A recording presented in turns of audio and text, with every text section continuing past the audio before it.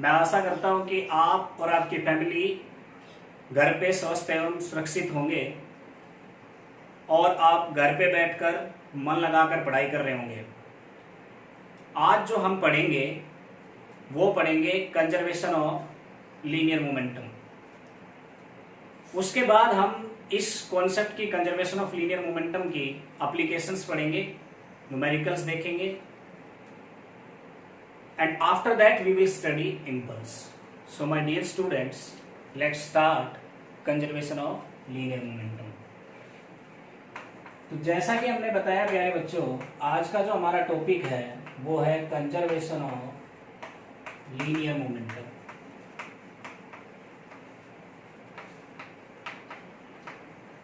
सबसे पहले हमें ये समझ में आना चाहिए कि मोमेंटम होता क्या है।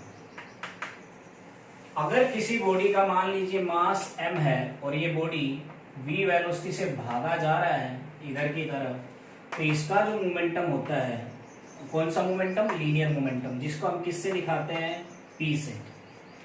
p जो है वो लीनियर मोमेंटम को डिनोट करता है फिजिक्स में। अब आप क्या करोगे, आप बाकी कोई और दूसरा लेटर भी यूज कर सकते हो, ऐसा कोई fix hard and fast rule नहीं है कि ये p होना चाहिए।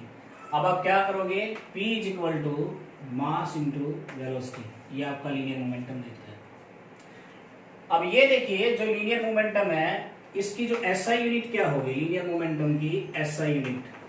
SI यूनिट की अगर हम बात करें तो ये देखिए जो मास की SI यूनिट होती है वो किलोग्राम होती है, ये हमारे पास क्या वेलोसिटी इसकी होती है मीटर पर सेकेंड।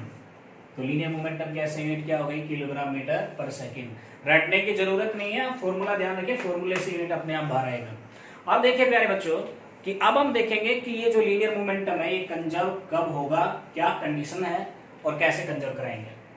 आप उसको समझने के लिए पहले ये देखिए, ये मान लीजिए हमारे पास एक ऑब्जेक्ट है जिसका मास m1 है, ये भागा जा रहा है इधर u1 से। u1 क्या है? इसकी स्पीड है, इनिशियल स्पीड किसकी? Object of mass m1। अब इसके आगे सेम डायरेक्शन में in same line of motion एक हमारे पास दूसरा ऑब्जेक्ट है जिसका मास m2 है और ये भागा जा रहा है किससे? u2 से।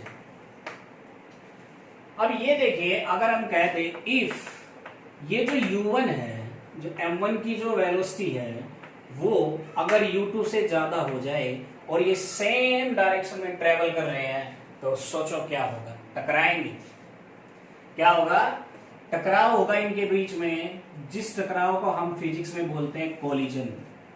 अगर ऐसा है तो कोलिजन विल हैपन।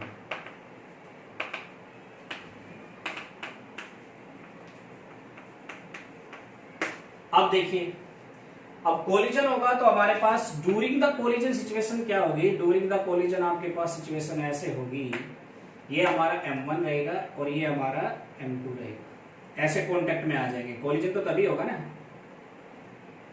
अब ये देखिए, ये हमारा m1 और ये हमारा m2। आप अगर बहुत ध्यान से सोचें तो at the time of collision जो दोनों की जो स्पीड रहती है वो सेम रहती है, just for the moment, just at the moment of the collision दोनों की स्पीड क्या रहेगी? सेम रहेगी। अब देखिए, अब हमारे पास क्या होगा, अब हम स्पीड के बारे में डिस्कस नहीं करेंगे, हम उस बात के बारे में डिस्कस करेंगे कि इनके ऊपर फोर्स को कैसे लगेगा। अगर मैं इसको A नाम दे दूं और इसको मैं B नाम दे दूं तो हमारे पास क्या होगा? देखिए ये हमारे पास B है और ये A है, जो कॉन्टेक्ट की वजह से हम एक फोर्स लगाएगा। A की स्पीड ज्यादा थी ना तो A B के ऊपर लगाएगा, A किसके ऊपर लगाएगा? B के ऊपर। B तो बेचारा आराम से जा रहा था, तो अब B के ऊपर जो फोर्स लगाएगा A वो किधर लगाएगा? इस डायरेक्शन में। इस डायरेक्शन में जो फोर्स लगाएगा तो हम उसको कह देंगे FBA। FBA का मतलब क्या है? फोर्स ऑन B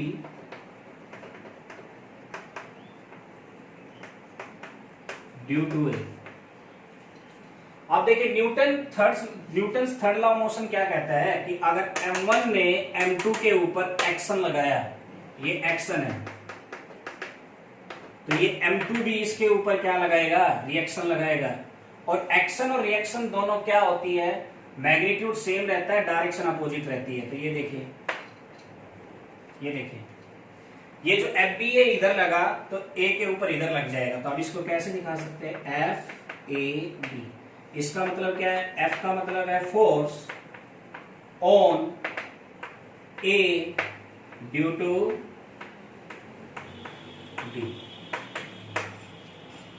तो अब देखिए प्यारे बच्चों, ये जो एफ ए बी और जो एफ बी ए है, ये एक्शन रिएक्शन है। ये अगर एक्शन है तो ये क्या है, रिएक्शन है।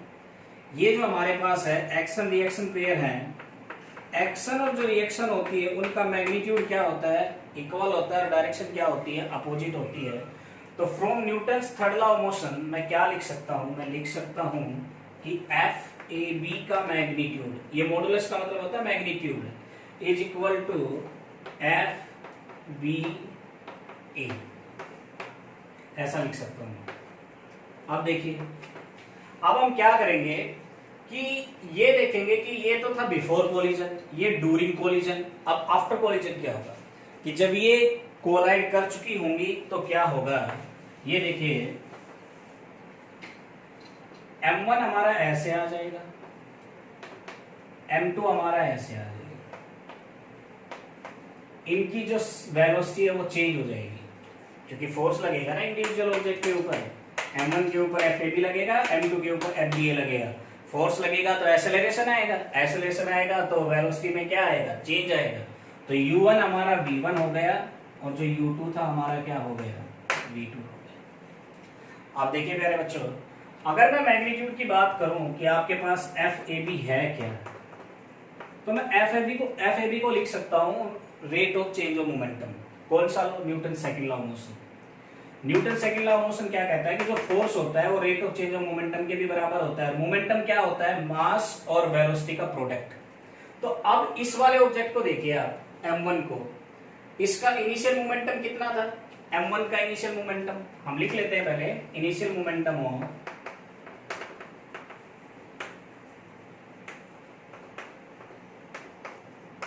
M1 कितना है भाई, इसका मास M1 और जो इनिशियल वेलोसिटी कितनी थी, U1। अब हम क्या करेंगे, फाइनल मोमेंटम ऑफ M1 लिख लेंगे।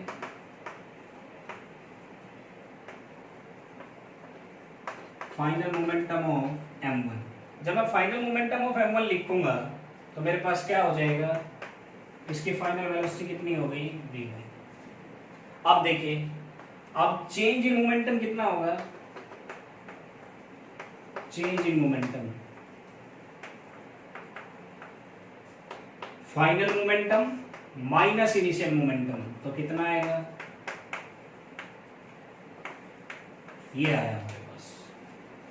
अब देखिए, जो Newton second law of motion है वो क्या कहता है कि जो rate of change of momentum होता है ना, वो फोर्स के बराबर होता है।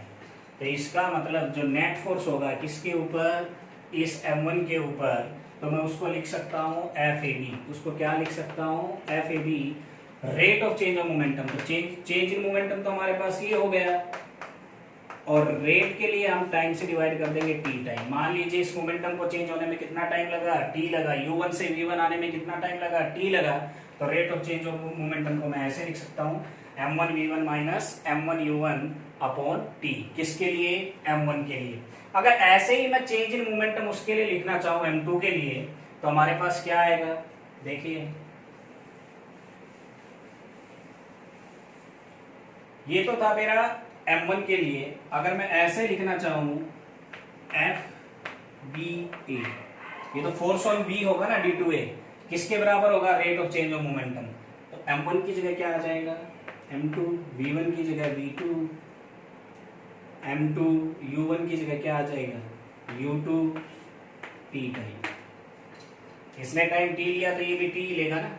तो अब हमारे पास क्या होगा कि Newton's third law of motion क्या कहता है, इनका मैग्नीट्यूड तो बराबर होगा लेकिन डायरेक्शन अपोजिट होगी। डायरेक्शन क्या होगी, अपोजिट। तो मैं लिख सकता हूं कि FBA होगा, that will be equal to minus of FAB। इधर आके मैंने डायरेक्शन भी कंसीडर कर ली। डायरेक्शन कंसीडर कर ली तो मतलब वेक्टर बन गया, तो मैं ऊपर वेक्टर का साइन भी लगा देता हूँ। ये जो नीचे ऊपर जो आपको एरो दिख रहा है ना, ये F के ऊपर, ये वेक्टर बताता है कि ये वाली जो F है, ये फोर्स है, ये वेक्टर क्वांटिटी है। अब मैं इनकी वैल्यू सब्स्टिट्यूट कर दूंगा। FBA कितना है, ये हमारे पास M2V2 minus m2u2 upon T is equal to F A B minus का sign m1v1 minus m1u1 upon T. अब देखिए प्यारे बच्चों, टी से टी तो चला जाएगा। अब इधर देखिए, जब मैं इस माइनस साइन को अंदर लेके जाऊंगा और टर्म्स को रीअरेंज करूंगा तो मेरे पास रिजल्ट ऐसा आएगा m1u1, ये माइनस माइनस प्लस हो जाएगा, और ये जो इधर माइनस है मैं उधर लेके जाऊंगा तो प्लस में चला जाएगा, प्लस m2u2।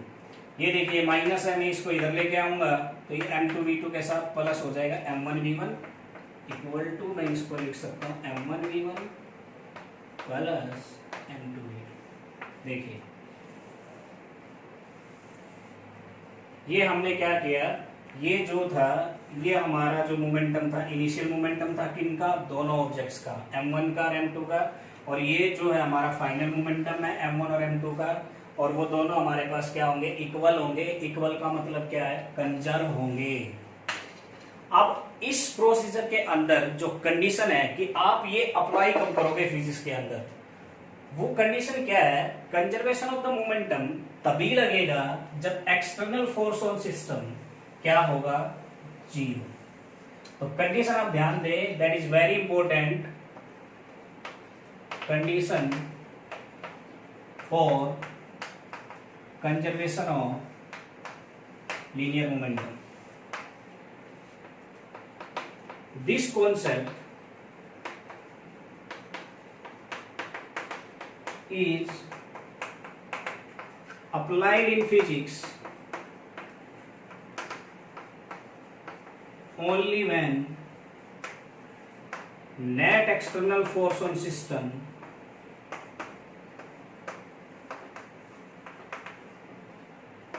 is zero। अब देखिए प्यारे बच्चों, इस केस में नेट एक्सटर्नल फोर्स जीरो कैसे था, जब कोलिजन हुआ था ना तो m1 ऐसे था, m2 इसके साथ ऐसे कांटेक्ट में आया था, ये हमने a माना था, ये b माना था, इसके ऊपर जो फोर्स लगा था वो ये था FBA, और इसके ऊपर जो फोर्स लगा था वो था FAB। देखिए a के ऊपर फोर्स लगा वो तो FAB लगा, b के ऊपर जो फोर्स लगा वो FBA लगा। अब मैं ए और बी को इकट्ठा देखता हूं, एक करके देखता हूं, दोनों को एक सिस्टम मान लेता हूं और अब देखता हूं। अब इस पूरे सिस्टम के ऊपर देखिए नेट फोर्स कितना है, FBA इधर लग रहा है और FAB इधर लग रहा है, तो देखिए दोनों क्या हो जाएगा, कैंसिल हो जाएगा। कैंसिल क्यों हो जाएगा, क्योंकि डायरेक्शन अपोजिट है, मैग्नीट्यूड क्या है, इक्वल है, मैग्नीट्यूड इक्वल है। ये 10 न्यूटन है तो ये भी 10 न्यूटन हो जाएगा, 10 न्यूटन उधर लगा, 10 न्यूटन इधर लगा, तो नेट कितना आएगा, जीरो। तो नेट एक्सटर्नल फोर्स कितना, जीरो। तो इस केस में मैं कंजर्वेशन ऑफ लीनियर मोमेंटम लगा सकता हूं, नहीं तो मैं नहीं लगाता। अगर net external force on the system zero नहीं होता तो मैं कंजर्वेशन ऑफ लीनियर मोमेंटम नहीं लगा पाता।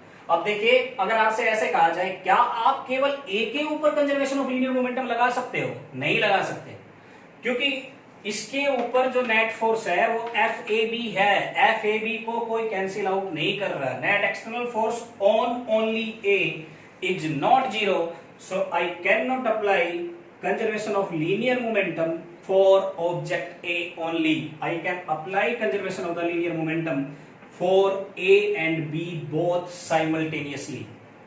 So this was the concept, my dear students, कि when you will apply the conservation of the linear momentum, what is the condition and how you will apply the conservation of linear momentum. So my dear students, now we will see some numerical on linear momentum. देखिए, अगर ऐसे कहा जाए, if an object of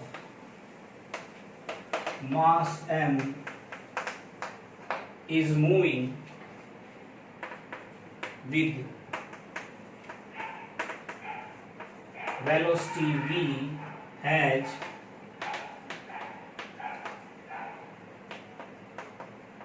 linear momentum 20 kilogram meter per second, what will be linear momentum of object if its mass is doubled and velocity remains same. This is the question.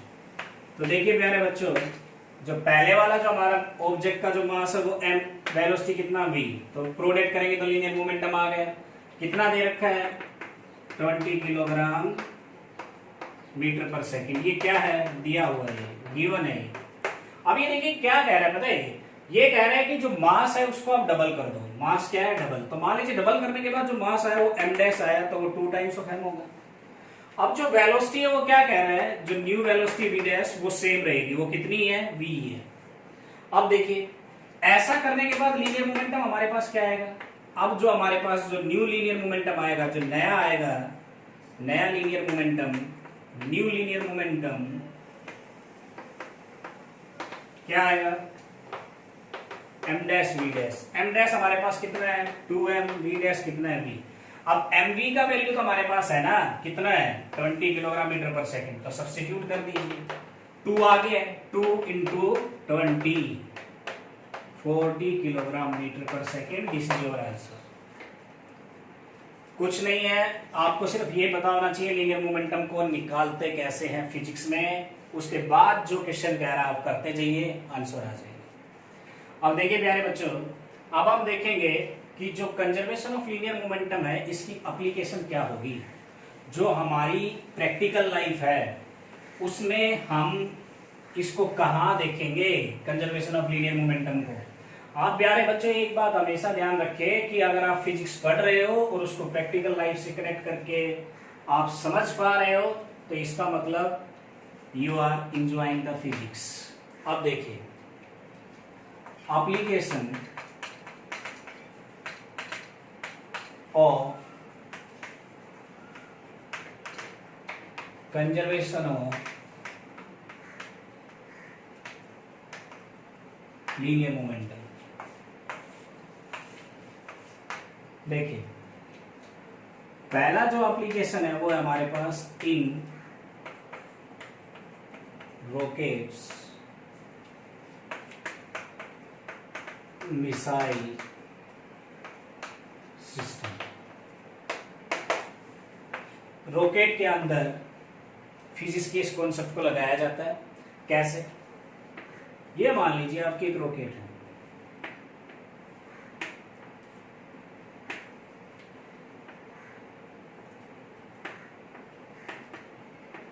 ये आपकी rocket है। इस जो rocket का मास है वो हमारे पास है m। कितना है m, कैपिटल M। अब स्टार्टिंग में लॉन्च पैड के ऊपर ही हमारे पास रेस्ट में रहती है ना। अब क्या होगा, जैसे ये ऊपर जाएगी तो पीछे की तरफ क्या करेगी, गैसेज निकालेगी।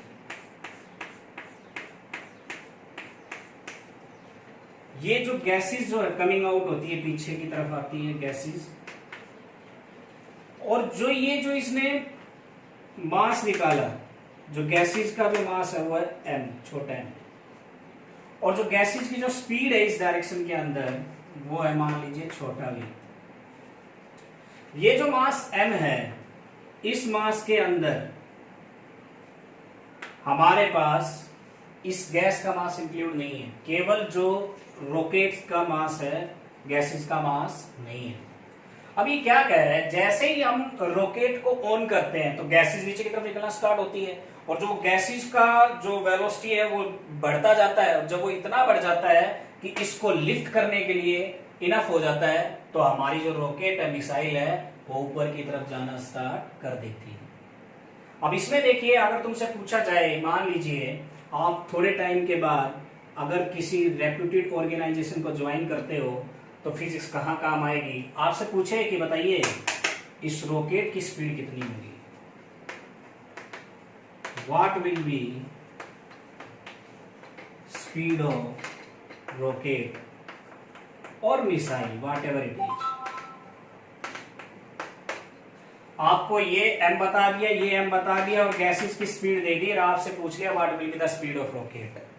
तो अब पहले देखिए स्टार्टिंग में स्टार्टिंग में आपने देखा कि पूरा का पूरा सिस्टम रेस्ट पे था, तो अब ये देखिए इनिशियल मोमेंटम देखिए इनका, जो इनिशियल मोमेंटम है, जहां पे मैं मोमेंटम लिखूं समझ लेना लीनियर मोमेंटम है। इनिशियल मोमेंटम किसका? Of system. सिस्टम में क्या क्या आया? रॉकेट आया, रॉकेट का बॉडी आया और ये गैसीय सिस्टम आया, दोनों रेस्ट पे थे। तो हमारे पास क्या हो जाएगा? कैपिटल एम प्लस छोटा एम, ये तो मास है, स्पीड 0, तो कितना है इनिशियल? 0। अब देखिए फाइनल मोमेंटम की अगर मैं बात करूं, फाइनल मोमेंटम ऑफ सिस्टम, अगर फाइनल मोमेंटम की बात करूं तो ये देखिए कि ये जो गैसेज है नीचे की तरफ v से जाने लग गया है, और ये रॉकेट है ये किधर जाएगा? मान लीजिए कैपिटल v से ऊपर की तरफ जाएगा, क्योंकि अगर एक्शन नीचे की तरफ है तो रिएक्शन किधर होगा? ऊपर की तरफ, तभी तो रॉकेट ऊपर जाएगा। अब ये देखिए कि मैंने माना कि जो रॉकेट की स्पीड है वो है कैपिटल v, तो मैं अगर फाइनल मोमेंटम लेना चाहूं इसका, तो ये देखिए इस ऊपर वाली डायरेक्शन को मैंने मान लिया पॉजिटिव और नीचे वाली डायरेक्शन को मैंने मान लिया नेगेटिव। तो ये देखिए ये मेरे को निकालना है, v मेरे को निकालना है, तो मैं क्या करूंगा? कैपिटल M और इस v को u का u सब्स्टिट्यूट कर दूंगा, है ना। अब क्या होगा कि नीचे देखिए मास और जो v है ये तो वेक्टर है ना, नीचे वाली डायरेक्शन मैंने क्या मानी है? नेगेटिव, तो मेरे पास आ जाएगा माइनस v और प्लस, टोटल के लिए प्लस लगाऊंगा ना। अब ये देखिए ये तो हमारा रॉकेट का मोमेंटम, ये हमारा गैसीय सिस्टम का मोमेंटम। अब अगर मैं इस पूरे सिस्टम के ऊपर रॉकेट प्लस गैस के ऊपर अगर मैं नेट फोर्स की बात करूं, नेट एक्सटर्नल फोर्स की अगर मैं बात करूं, तो वो 0 है। कब 0 है? जब मैं एयर ड्रैग को नेग्लिजिबल ले रहा हूं। कंडीशन क्या है? When air drag is negligible. ये एयर ड्रैग होगा तब क्या होगा? That we will see in 11th class. अब यहां से देखिए, अब अगर ऐसा है और नेट फोर्स इस सिस्टम के ऊपर 0 है, तो initial momentum will be equal to final momentum. निकालना क्या था हमें? ये कैपिटल V, तो कैपिटल V यहां से क्या आ जाएगा? mv upon capital. ये देखिए ये जब स्पेस के अंदर चली जाएगी, कोई एयर ड्रैग नहीं होगा, तो आप रॉकेट की स्पीड ऐसे निकाल सकते हैं। कौन से कॉन्सेप्ट से निकाला? कंजर्वेशन ऑफ लीनियर मोमेंटम से निकाला। ऐसे ही आप क्या कर सकते हो, जो आपकी गन होती है ना, गन, जब हम गन से बुलेट को फायर करते हैं तो एक झटका लगता है पीछे की तरफ, तो आप ये निकाल सकते हो कि जो आपकी गन है वो पीछे कितनी स्पीड से गई। अगर आपको बुलेट और गन दोनों का मास दे रखा है और बुलेट की स्पीड दे रखी है, the concept is very similar to this rocket missile system if we compare the system of bullet and gun. So my dear friends, this was conservation of linear momentum and application of conservation of linear momentum. Now we will discuss impulse. What is the impulse? Impulse is simply nothing, that is the application of application of linear momentum. It's not conservation of linear momentum. It's simply the topic related to the linear momentum. ये देखिए impulse. आपने कभी practical life में देखा, मान लीजिए एक बहुत फास्ट स्पीड से दो कारें आ रही है टकराई, पता भी नहीं चलता कि कब एक्सीडेंट हो गया और दूर दूर चली गई। तो वो जो लार्ज फोर्स होता है ना ड्यूरिंग द एक्सीडेंट, जो लार्ज फोर्स होता है बहुत थोड़े टाइम के लिए एक्ट करता है, वो लार्ज फोर्स और उस थोड़े से टाइम का जो प्रोडक्ट है वही हमारा इम्पल्स है। तो हम क्या लिख सकते हैं? It is product of large force acting for small duration of time। तो इसका मतलब इम्पल्स को कैसे डिनोट करते हैं फिजिक्स में? लेटर जे से दिखा देते हैं। मान लीजिए फोर्स F लगा, टाइम t है, तो Ft होगा, दैट इज द इम्पल्स। अगर हम इम्पल्स की यूनिट की बात करें SI यूनिट, तो जो SI यूनिट हमारे पास हो जाएगी, F की SI यूनिट न्यूटन, T की क्या हो जाएगी? सेकंड, तो न्यूटन सेकंड। अब देखिए प्यारे बच्चों, अब हम क्या करेंगे कि अब इसी इम्पल्स को हम मोमेंटम के फॉर्म में लिखेंगे। आपको पता है, मान लीजिए एक ऑब्जेक्ट था, इसका मास m है, u से भागा जा रहा है। अब ये u से भागा जा रहा है, मान लीजिए अचानक से इसके ऊपर लार्ज फोर्स लगा, और लार्ज फोर्स लगने के बाद इसकी जो वेलोसिटी है वो v होगी। तो अब देखिए, मैं इसके ऊपर फोर्स को ऐसे लिख सकता हूँ, change rate of change of momentum m v minus U upon T. लिख सकता हूँ कि नहीं लिख सकता हूँ? ये Newton second law of motion ही तो है। Net force is equal to rate of change of linear momentum. Rate मतलब अपॉन टी, और ये चेंज ऑफ लीनियर मोमेंटम। तो अब मैं इधर क्या कहूंगा, एफ की जगह ये लिख दूंगा M V minus U upon T into T. अब देखिए, टी से टी गया, तो जे क्या है, वी माइनस यू। तो ये देखिए M V minus M U, ये हमारे पास फाइनल मोमेंटम है इसका, एम का, ये हमारे पास क्या इनिशियल मोमेंटम है। तो मैं इसको सीधा लिख सकता हूं चेंज इन मोमेंटम। अगर आपसे कोई कहे कि व्हाट इज द इंपल्स, तो सिंपली तुम लिखो change in momentum, and what is the force, तो सिंपली तुम बताओ rate of change of linear momentum. तो इसका मतलब आप मोमेंटम से इंपल्स को भी डिफाइन कर सकते हो, और मोमेंटम से आप फोर्स को भी डिफाइन कर सकते हो। The only thing you should know the concept, you are suppose to know the concept कि how you can use the momentum to represent impulse and force.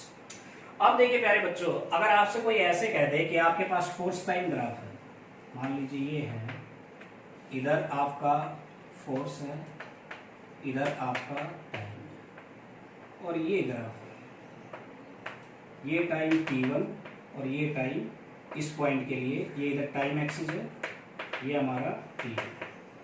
तो अगर आपसे कोई पूछे कि calculate the impulse during the time t1 and t2, तो आप इस ग्राफ के नीचे का एरिया निकाल लेना, that will give you impulse. तो आप लिख सकते हो कि इम्पल्स को ft ग्राफ से कैसे निकालेंगे। तो यहाँ पे आप लिख सकते हो area under ft graph gives impulse, और इम्पल्स होता है क्या है, change in momentum, gives impulse और change in momentum. Thank you my dear students.